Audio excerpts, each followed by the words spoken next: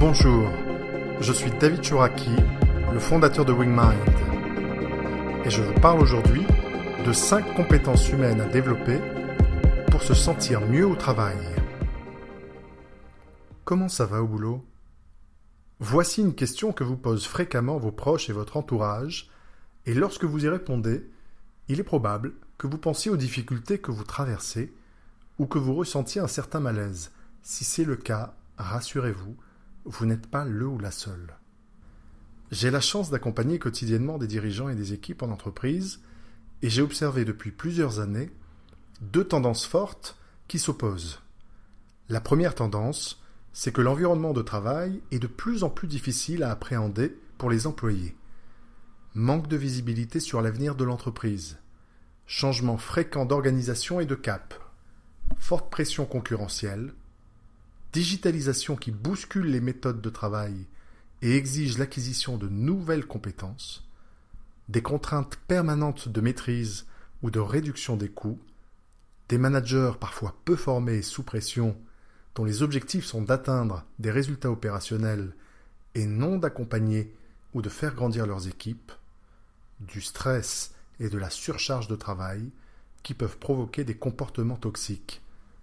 Et vous pourriez sûrement continuer la liste. La seconde tendance, qui est probablement nourrie en partie par la première, c'est que les collaborateurs ont des attentes de plus en plus fortes en matière de bien-être et de développement personnel. Ils sont attentifs à leur santé, à leur équilibre vie pro-perso, à la qualité des relations avec leurs managers et leurs collègues. Ils sont à la recherche de bonheur, de sens et d'équilibre. Dans ce contexte, beaucoup d'employés ressentent de la frustration, de l'insatisfaction, voire de la souffrance au travail. C'est un problème pour eux et pour l'entreprise. Bien sûr, les dirigeants peuvent engager des actions pour tenter d'y répondre. Mais les collaborateurs ont tout aussi intérêt, si possible avec l'aide de leur employeur, à développer de nouvelles compétences pour s'adapter à leur environnement et se sentir mieux au travail. Voici 5 compétences à développer pour se sentir mieux au travail. Compétence numéro 1. Accepter l'imperfection. La sienne, celle des autres et celle de son environnement. Voici une source importante de nos souffrances, notre tendance à être perfectionniste. Être perfectionniste, c'est rechercher la perfection. La ligne droite sans embûche, la cohérence totale, c'est refuser l'échec. C'est avoir des exigences démesurées qui nous poussent à l'insatisfaction permanente. Un pas vers la sérénité serait d'accepter l'imperfection, d'accepter les contraintes de la réalité, de faire des choix et des compromis, de se demander ce qui est le meilleur chemin possible, plutôt que d'édicter ce qui devrait être. Et cette imperfection, on peut l'accueillir à plusieurs niveaux. Accepter la sienne d'abord, accepter celle des autres aussi, accepter enfin celle du monde qui nous entoure. Compétence numéro 2. Stimuler sa proactivité et sa capacité d'agir. Plongé dans notre environnement de travail, on peut choisir d'être réactif ou proactif. Le réactif se sent affecté par ce qui arrive.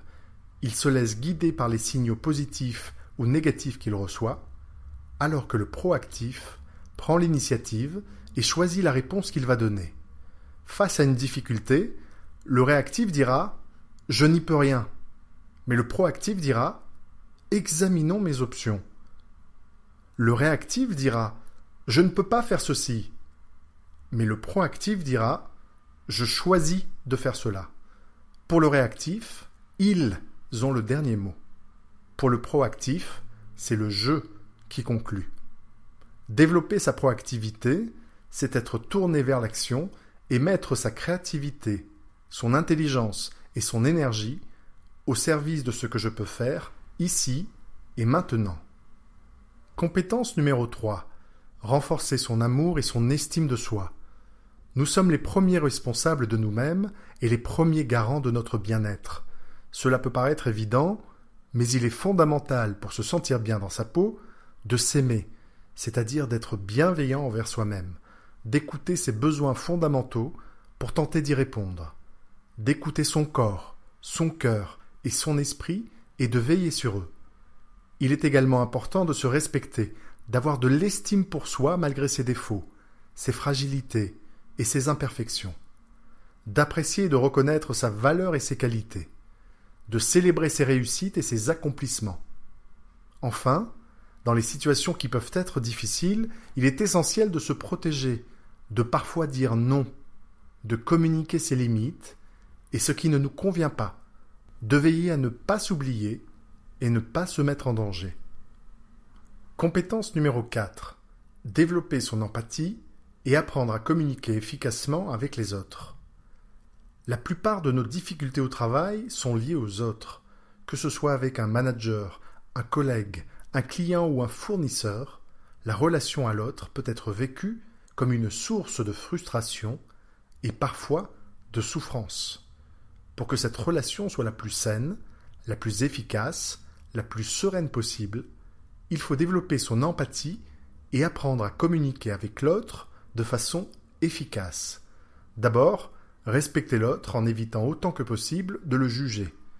Essayez ensuite d'entrer en relation avec lui en cherchant à comprendre son expérience, ses ressentis, ses besoins, mais également en recherchant ce que nous avons en commun avec lui.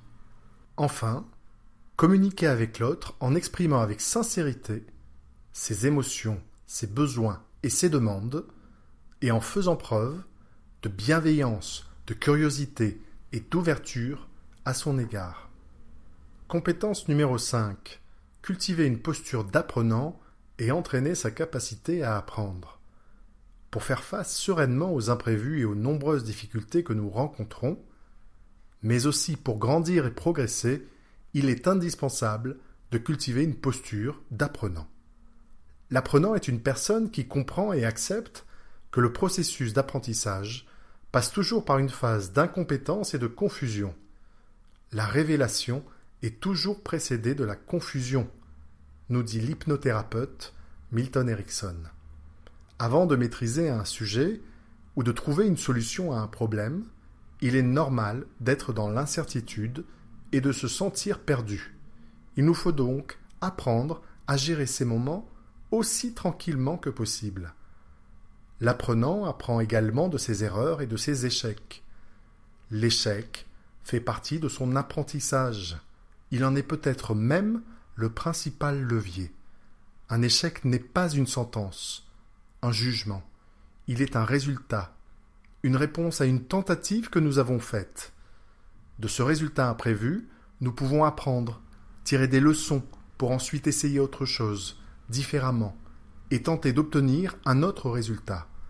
Enfin, l'apprenant apprend de tout le monde.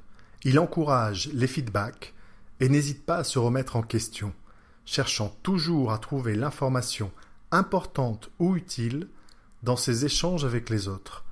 Vous l'aurez compris, l'apprenant n'a pas besoin qu'on lui enseigne pour apprendre. Il considère toute expérience comme une opportunité de progresser.